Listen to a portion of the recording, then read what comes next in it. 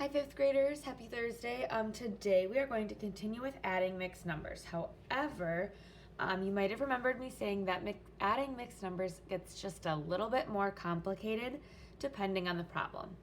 So we are going to work through a problem together here that's going to look like all of the ones on your assignment today.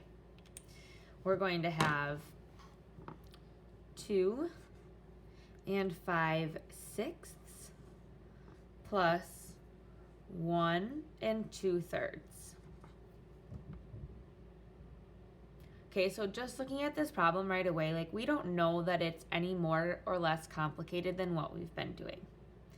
I'm just gonna draw out the rest of my work here so that it's ready for me in just a second. Remember our first step, you should have your anchor chart out next to you when we do these problems. I've got mine sitting right next to me. Our first step is to add our whole numbers. So let's do that. We're going to do 2 plus 1, which equals 3. I'm going to go ahead and I can make this look just like your seesaw assignment with the little answer box here. You can write answer. You can write 3 nice and big right in the box. Now we get to ignore these whole numbers. Okay, so let's keep going with this problem. I know that my next step, part of my step 1, is to say that I do have those unlike denominators. So step 2 is finding my lowest common denominator. So down here, I'll make my T-chart. And use 6 and 3. Go 6, 12, 18, go 3, 6, 9. I see that I have a common denominator. Okay, so I'm going to still use 6. So this top one's going to end up staying the same. This one will be different because I'm going from the denominator of 3 to the denominator of 6. All right, so keeping going, I got to rewrite and solve my fractions up here. So I'll do 3 times 2 equals 6. That means I have to do 2 times 2, which equals 4. 6 times 1 equals 6. 5 times 1 equals 5. That stayed the same, just like I was talking about. So I rewrote 2/3 as 4/6. Now I can add, I'm going to use a different color. Now I can add these two fractions together, just like we've been doing. Nothing so far has been different than what you've been practicing. Here's where it gets different. When I add, and I do 5/6 plus 4/6. I'm going to get an improper fraction. I'm going to go ahead and I'm going to write it down here. 5/6 plus 4/6. We've been learning for the last 3 weeks, so we keep our denominator and we add the top. I get 9/6. Well, I know from the definition of a mixed number that it's a whole number and a proper fraction. I can't have a mixed number that looks like 3 and 9/6. That doesn't work. So I need to take the step extra here. I have to convert 9/6, so this is an improper fraction, into a mixed number.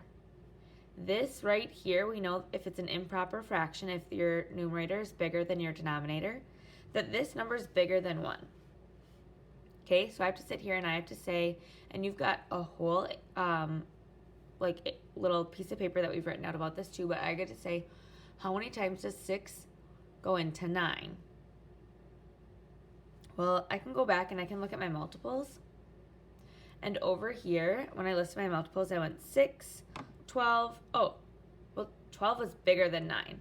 So 6 goes into 9 one time. So if I take that 6 away from that 9 and I take it and I put it as one whole, I've got one whole. Remember, one whole would also be like if I were to say 6/6. Okay, I took that 6 away from the 9 to make it one whole. Now what's left over? Okay, this was a few weeks ago that we were learning about this, so we got to bring that back into our memory here. Remember, I'm going to keep my denominator. I keep 6, but I take away from the 9 what I took away for the whole number. So since I only took away one whole, which is 6 over 6, I'm going to do 9 minus 6. Okay, so 9 minus 6 is 3. Now we know that we can simplify this if we write out our factors, but just for the sake of showing you what we do with this now, I'm going to keep going. So I have that when I added up these fractions up here, I got 1 and 3/6. Okay, but I can't forget about the whole numbers that I started with. I told you you could ignore them, but we can't ignore this number here. So we have to add them together. So we have to do 3 plus 1 and 3/6, which is easy. We're just adding those whole numbers together. 3 plus 1, we get 4, and we keep that fraction. Okay, so the change that you're making now is that when you add up these numbers on every single problem today, you're going to end up with an improper fraction. Because you get an improper fraction, you need to change that to a mixed number. After you change it to a mixed number, that's when you can add it back into your whole number.